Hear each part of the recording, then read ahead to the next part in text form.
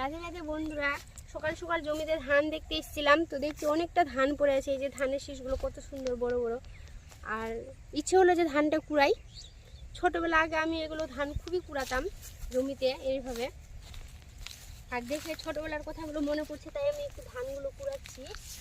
আর এগুলো হয় নবান্ন করবো। এই ধানগুলো কুড়িয়ে নিয়ে গিয়ে ধুপনিতে বেটে এটা চাল বানাবো।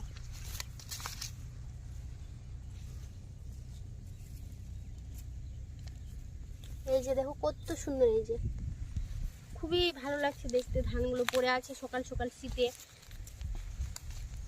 আর ওয়েদারটাও খুব সুন্দর, ঠান্ডা ওয়েদার শীতের।